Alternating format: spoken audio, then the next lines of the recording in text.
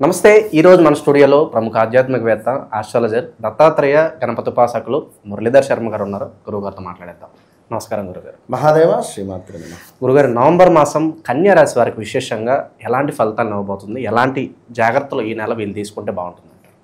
కన్యా రాశి వారికి తప్పకుండా ముందుగా ఏ రాశి వారైనా ఎలాంటి జాగ్రత్తలు తీసుకున్నా తీసుకోకున్నా కూడా వాళ్ళ మన ఇంట్లోనే ఉండేటువంటి కుటుంబం అనేటువంటిది చాలా ఇంపార్టెంట్. ఇక్కడ మన కుటుంబంలో ఉండేటువంటి తండ్రి, తల్లి, సోదరి, సోదరుడు, లైక్ ఎవరైనా భార్య, పిల్లలు, ఇందులోనే మనకు నవగ్రహాలు ఉన్నాయి. కనుక ఒక తండ్రితో ప్రేమగా మనం మాట్లాడడం ద్వారా సూర్యునికి సంబంధించిన ఎనర్జీని మనం తీసుకుంటాం. తల్లితో ప్రేమగా మాట్లాడడం ద్వారా చంద్రునికి సంబంధించిన ఎనర్జీని మనం తీసుకున్న వారమైతే, భార్యతో చక్కగా ఎలాంటి గొడవ లేకుండా అద్భుతంగా మాట్లాడడం ద్వారా శుక్రునికి సంబంధించిన, కుజునికి సంబంధించిన ఎనర్జీ తీసుకుంటాం. సోదరి సోదరులతో కూడా యాజ్ ఇట్ ఈస్ ఒక బుధుడు, ఒక కుజునికి సంబంధించిన ఎనర్జీని తీసుకుంటాం. మనకు ఉండేటువంటి అలవాట్లు, మత్తు పదార్థాలు, నాన్ వెజ్, ఇవి రాహుకేతువులకు అధిపతి. ఇవి ఎక్కువగా మనం తీసుకుంటే దీని ఎనర్జీని మనం తీసుకున్న వారమైతే, ఎక్కువగా మద్యం తాగుతూ ఉండడం ద్వారా మెదడు అనేటువంటిది మొద్దుమారిపోతుంది. ఓకే, దీనివల్ల ఏం జరుగుతుందంటే రాహు అధికంగా మనపై ప్రభావితం చూపిస్తాడు. ఒకవేళ నీ జాతకంలో రాహు అద్భుతంగా ఉన్నాడు, రాహు దశలో ఉన్నావు, రాహు మంచి పొజిషన్లో ఉన్నాడు, మీరు ఈ విధంగా ఉండకుండా మరొక విధంగా ఉంటే అద్భుతమైన యోగానికి వెళ్ళవచ్చును. ఈ విషయం ఎందుకు చెప్తున్నా అంటే ప్రజెంట్ ఇప్పుడు వీరికి ఈ యొక్క కన్యా రాశి వారికి 12వ భావంలో కేతు ఉన్నది. 12వ భావం అంటే ఏమిటి అంటే విదేశీ ప్రయాణము, మోక్షము, ఒక దేవాలయాన్ని నిర్మించేటువంటి ఒక పరిస్థితి. ఒక దేవాలయాన్ని ఊరికే ఎవరు నిర్మించలేరు కదా. ఇప్పుడు జాగా ఉన్నది, వారు ఎప్పటి నుంచో కళ అనుకుంటున్నారు. లక్కీగా ఈ సంవత్సరంన్నరలో దేవాలయాన్ని నిర్మించేటువంటి విధంగా నిధులు వారికి రావడము, గుడి కట్టేసేయడము, ఇది ఒక యోగం. అంటే ఒక జ్ఞాపకార్థంగా ఉండిపోతుంది దేవాలయం అంటే. ఒక జ్ఞానం మనకు, అది జ్ఞానం, కేతువు ఇచ్చేది జ్ఞానం. అట్లా సో గుడికే వెళ్ళాలి, సూర్య భగవానునికి నమస్కరించాలి, సూర్యునికి దీపం పెట్టాలి.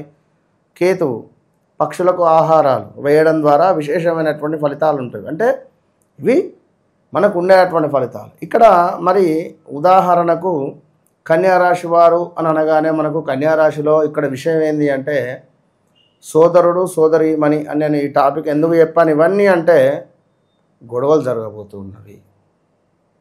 రాబోయే రోజులలో 15వ తారీఖు నుండి సుమారుగా మనకు నవంబరు 15వ తారీఖు నుండి డిసెంబరు 10వ తారీఖు వరకు ఇలాంటి మనీ ట్రాన్సాక్షన్స్ కావచ్చును. డబ్బులు అన్నదమ్ముళ్ళు, అక్క చెల్లెళ్ళు, నేను ఇస్తా నీకెందుకు, నువ్వు ఈ బాధలో ఉన్నావు కదా అని కన్యా లగ్నం వారు కానీ, కన్యా రాశి వారు కానీ సహాయ సహకారాలు కానీ ఏమైనా మనకు ఇప్పుడు రాజకీయ నాయకులు ఇస్తారు ఏంది వాగ్దానాలు ఓట్లకు ముందు, నీకెందుకు నేనున్నా, నేను చేస్తా పోరా బాయ్, ఇదేంది అదేంది అని చెప్పి అంటుంటారు రాజకీయ నాయకులు. తీరా గెలిచిన తర్వాత ఏం చేయలేరు. కనుక అంటే కొందరు చేస్తారు, కొందరు చేయరు, చెప్పలేము అది. కనుక ఇప్పుడు పా అక్షరంతో ఉండేటువంటి వారు అదేవిధంగా జాగ్రత్తగా ఉండాలి. దీనికి తోడు టా అక్షరంతో కూడా కొంతమేర ఈ అక్షరాలతో ఉండేటువంటి వారు కమిట్మెంట్స్ ఇవ్వకండి. నువ్వు 10% ఇంట్రెస్ట్ అయినా పర్వాలేదు, నాకు డబ్బు కావాలి, నేను కట్టలేవు, ఇబ్బంది అవుతుంది. వాళ్ళు డబ్బు తెచ్చిస్తారు, ఇబ్బంది అవుతుంది. సో ఇది మళ్ళా అన్నదమ్ములు, అక్క చెల్లెళ్ళల్లో జరగబోతున్నది. సొంత అక్క చెల్లెళ్ళల్లో సునామీ రాబోతున్నది అనేది ఇది అక్షర సత్యం. జాగ్రత్తగా ఉండండి. ఎవరైతే కన్యారాశి వారు ఉన్నారో వారి అమ్మగారికి బోన్ రిలేటెడ్ కానీ లేదా గవర్నమెంట్ తరపున కానీ కొన్ని ఇష్యూస్ ఫేస్ చేసే పరిస్థితి ఉంది. అయితే బోన్ రిలేటెడ్ లేదా కొన్ని ఇష్యూస్ ఫేస్ చేసే పరిస్థితి ఉంది. ఇక మరీ ముఖ్యంగా రావాల్సినటువంటి డబ్బు ఉంది మాకు రావటం లేదు అని అనుకునేటువంటి వారికి ఖచ్చితంగా నవంబర్ నెలలో డబ్బు వస్తుంది పక్కా. ఎవరైతే కొన్ని రోజులు అవుతుంది, కొన్ని సంవత్సరాలు అవుతుంది, మా డబ్బు తీసుకున్నారు మాకు తిరిగి ఇవ్వటం లేదు అనుకునేటువంటి వారికి ఇది సరైన సమయం. ఇక అన్నిటికంటే ముఖ్యంగా ఒక కథ ఒక నిర్మాత దగ్గరికి పోతుంది అనుకున్నా, ఒక హీరో దగ్గరికి పోవాలి అనుకున్నా, లేదా ఏమైనా ఓకే చెయ్యాలి అనుకున్నా, మంచి కథ రాయాలి అనుకున్నా ఇది సరైన సమయం. ఇలాంటి సందర్భాలలో పా అక్షరంతో ఉండేటువంటి కథలు రాసేవారు కానీ, లైక్ మ్యూజిక్ డైరెక్టర్స్ కానీ, లేదా ఇంకా ఎవరైనా పా అక్షరంతో ఉండేటువంటి వారికి చాలా అద్భుతమైనటువంటి ఒక గొప్ప సందర్భము వీరు చూడబోతున్నారు. పా అక్షరం టా అక్షరం ఈ నవంబర్ నెలలో మంచి గిఫ్ట్లు కానీ ఇలాంటివి ఉన్నవి. ఏది గోచార రీత్యా పాక్షరం. ఇదేంది గురువుగారు పాక్షరం అంటే మరి పవన్ కళ్యాణ్ ఉన్నాడు కదా అని కూడా అనిపిస్తుంది ఎవరికన్నా. అంటే పాక్షరం పదే సార్లు అంటే సినీ ఇండస్ట్రీలో చెప్తున్న ఉదాహరణ, రాజకీయంగా చూసుకున్నా మరి అతని అంటే మనకు ఇమాజినేషన్ అట్లా వస్తుంది. ఇంకా చాలామంది ఉన్నారు కానీ చెప్తున్నా, I'm also Pawan Kalyan fan కనుక చెప్తున్నా ఉన్న విషయం. సో ఇంకను విషయం ఏమిటి అంటే ఎవరైనా కానివ్వండి ఈ నవంబర్ నెలలో ఏదో ఒక న్యూస్ బయటికి వస్తుంది. ఏదో ఒక న్యూస్ మాత్రం 100% బయటికి వస్తుంది వారికి సంబంధించింది, సినీ ఇండస్ట్రీ, రాజకీయం. ఇక మరీ ముఖ్యంగా చూసుకున్నట్టయితే కొందరికి మానసిక ఉల్లాసం ఉంటుంది, మానసిక సంతోషం ఉంటుంది. మరి వారి జన్మనామం ప్రకారంగా ఏ భరణీ నక్షత్రమో, లేదా శతభిష నక్షత్రమో, లేదా ఆరుద్ర నక్షత్రమో, పునర్వసు నక్షత్రం అయితే మనం ఏం చేయలేం. అప్పుడు మనం ఏం చేయాలి, వారి వ్యక్తిగత చార్ట్ను మనం చూడాలి. చెక్ చేస్తే వారికి తెలుస్తుంది, ఆహా పరిస్థితి ఇదా, ఓకే అని చెప్పి. కానీ ఒక విషయం చెప్తున్నాను, చాలా జాగ్రత్త. పాక్షరంతో పేరు కలిగినటువంటి వారు, ఆడవారు కానీ మగవారు కానీ జాగ్రత్తగా ఉండండి. ఆల్రెడీ ఒకవేళ భార్యది పాక్షరం అయితే భర్తకు మీపై డౌట్ స్టార్ట్ అయ్యింది, లేదా మీ భర్తదే పాక్షరం అయితే భార్యకు మీపై డౌట్ స్టార్ట్ అయ్యింది. ఏమిటి కొత్తగా ప్రవర్తిస్తుంది, అంత కొత్తగా ఉంది, వేరే ఎవరైనా మాట్లాడుతున్నారా అనే డౌట్ కానీ, చెక్ చేయడం కానీ, మీ ఫోన్స్ కానీ, లేదా మిమ్మల్ని అబ్జర్వ్ చేయడం కానీ ఇలాంటివి ఉన్నవి. ఒకవేళ వివాహం జరిగినటువంటి వారి పరిస్థితి ఇది. వివాహం జరగలేదు అనుకుంటే ఎవరైనా ఒకరు ఇల్లీగల్ ఎఫైర్ రూపకంగా కానీ, ఎవరో మిమ్మల్ని కలవడం కానీ, మీపై ఇష్టం ఉన్నట్టుగా నటించడమో, లేదా ఇష్టం ఉంది అని చెప్పడమో, ఇట్లా మీ డబ్బులు గుంజడం కావచ్చును. ఇలాంటి సిచ్యువేషన్స్ నడుస్తూ ఉన్నవి. Be careful. రాబోయే రోజులలో ఇబ్బంది ఎదుర్కొంటారు. దానికి సంబంధించినటువంటి end card 2026 August. July, August, September, October ఈ 4 నెలలు డైరీలో రాసి పెట్టుకొని. మురళీధర్ శర్మ చెప్పినాడు, నాకు ఒక ఇల్లీగల్ ఎఫైర్ ఏర్పడింది 2025లో, బట్ 26లో నిజంగానే గొడవ అయింది అని ఇప్పుడే రాసి పెట్టుకోండి. ఒకవేళ కాకుండా అప్పుడు నన్ను అడుగుతుంది, నా నెంబర్ కూడా రాసి పెట్టుకోండి. సో జాగ్రత్త. పొత్తుల వ్యాపారస్తులు ఎవరైతే ఉన్నారో విడిపోయే ఛాన్సెస్ ఉన్నవి, గొడవలు ఏర్పడతవి, ఇన్ని జరిగేటువంటి సూచనలు ఉన్నవి. అదేవిధంగా కొంత అనారోగ్య సమస్యలు ఉన్నవి వీరి తల్లిగారికి అని చెప్పడము జరిగింది. దీనికి తోడు కొంత మాత్రము అనూహ్యమైనటువంటి ధనప్రాప్తి ఉంది. అది ఎట్లా ఏమిటి అనేటువంటిది తెలియదు. అనూహ్యంగా ధనప్రాప్తి మాత్రము ఉండబోతూ ఉన్నది అనేటువంటి విషయాన్ని గమనించుకోవాల్సింది. ఇక మరొక విషయం ఏమిటి అంటే విందు వినోదాలకు అధికంగా వెళ్ళాల్సి వస్తుంది.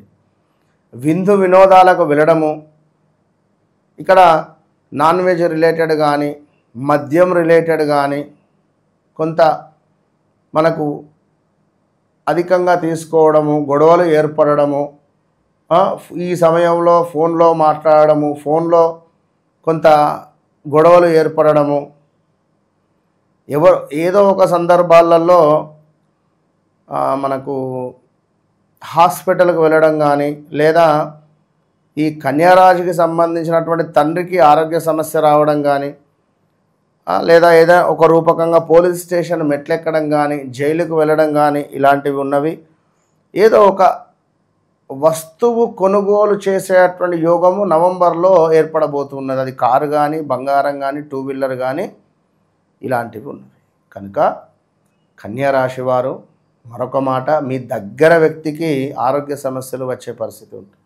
మీరు పనిచేసే చోట కావచ్చును, లేదా మీ దగ్గరగా ఉండేటువంటి వ్యక్తులకు కొంత ఆరోగ్య సమస్యలో లేదా ఏదో ఒక ఇబ్బందిలో మీరు దానికి సహాయం చేయడం కావచ్చును, ఇలాంటివి కొంత ఏర్పడబోతూ ఉన్నది అనేటువంటి విషయాన్ని మనము గమనించుకోండి. మొత్తం మీద కన్యారాశి వారికి ఉద్యోగ ప్రయత్నము అద్భుతంగా ముందుకు వెళ్ళబోతూ ఉన్నది.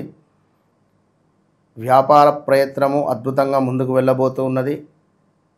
చాలా వివాహం కాని వారికి తండ్రి లేని సంబంధం రావడం, సెట్ అవ్వడము ఉన్నది. కొంతమేర కన్యారాశి తండ్రికి మాత్రం హెల్త్ రిలేటెడ్ ఇష్యూస్ వస్తుంది.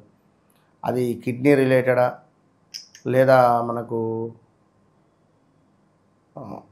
ఏదైనా అంటే స్టమక్ రిలేటెడ్ ఏదో ఒక ఇష్యూస్తో తండ్రి బాధపడేటువంటి దాఖలాలు ఇలాంటివి ఉన్నవి. కనుక ఓవరాల్గా కన్యారాశి వారు వారి వ్యక్తిగత జాతకంలో మరి నా లగ్నం ఏమిటి, మరి నా చార్ట్ ఏంటిది, D1 to D12 చార్ట్స్, ఇది ఉద్యోగము, వ్యాపారము. D2 ఏమిటి అంటే మనకు ధనాన్ని ధన రేఖను తెలియబరుస్తుంది. D7 ఏమిటి అంటే జీవితంలో మనకు వచ్చేటువంటి భాగస్వామి ఎటువైపు నుండి వస్తుంది ఏమిటి అనేటువంటిది. D8 ఏమిటి అంటే పోయిన వస్తువులు, ఆకస్మిక ధనము, కొన్ని రహస్య విషయాలు, ఇవి బయటపడతాయా పడవా, ఎప్పుడు బయటపడతాయి, ఎన్ని రోజుల వరకు, ఈ విషయాలు. ఇలా పూర్తి విషయాలకై తప్పకుండా నమ్మకంగా 100కు 300% చెప్తున్నా, కన్సల్ట్ కండి. మీ జీవితం మీ రోజు చూసుకునేటువంటి అద్దంలా చూపిస్తాము. All the best. అంతే గురుగారు. విశేషంగా ఈ రాశి వాళ్ళందరికీ కూడా గోచార పరంగా ఓవరాల్గా ఏదన్నా కామన్ రెమెడీ ఒకటి ఉండే తెలియజేయండి గురుగారు. తప్పకుండా కన్యారాశి వారు ఖచ్చితంగా నవంబర్ నెలలో అత్యంత అద్భుతంగా మీకు ఉండాలి అని అనుకుంటే మాత్రము మీ యొక్క జన్మ లగ్నాత్ కావచ్చును, అదేవిధంగా నామ నక్షత్రం ప్రకారంగానైనా మీది కన్యారాశి అయితే, ఒకవేళ జన్మలగ్నం ప్రకారంగా వేరే అయితే మాత్రం అది చూపించుకోవాలి ఏమిటి అనేటువంటిది. అప్పుడు దానికి సంబంధించిన రెమెడీ ఉంటుంది. సో ఓవరాల్గా ఈ కన్యారాశి జాతకులు ఇట్టి 2025 నవంబర్ నెలలో మంచి ఫలితం వీరు పొందాలి అని అనుకున్నట్టయితే శుక్రవారము దుర్గా అమ్మవారికి 18 నిమ్మకాయలతో దీపారాధన చేస్తే అద్భుతమైన ఫలితం ఉంటుంది. 9 నిమ్మకాయలను తీసుకొని కట్ చేయాలి, ఆ గుజ్జును తీయాలి, రివర్స్ అనాలి, చక్కగా ప్లేట్లో పెట్టాలి, ముట్టియాలి. దీంతో పాటుగా ప్రతిరోజు విష్ణుమూర్తికి పాటలు అంటే ఎంతో ప్రీతి కనుక ఏదో ఒక పాట, ఒక 2 లైన్లు మంచి, అంటే నా గొంతు బాగాలేదు, నాకు బొంగురు గొంతు, లేదా నాకు స్వరం రాదు, మీకు ఇక్కడ ఎవరు అవార్డ్స్ ఇచ్చేది లేదు. ఇక్కడ అటు స్వామి ఇటు మీరు, అంతే. మీరు సమర్పించండి ఒక పాటను. అక్కడ ఏదో ఒకటి, అంటే సినిమా పాట కాదు పోయి పాడడు, ఏదో ఒక పాట మంచి ప్రైవేట్ మన స్వామికి సంబంధించినవి చాలా ఉంటాయి, యూట్యూబ్లో కొడితే వస్తాయి. అన్నమయ్య సినిమా కావచ్చును, శ్రీరామదాస్ కావచ్చును, ఎన్నో ఉన్నవి.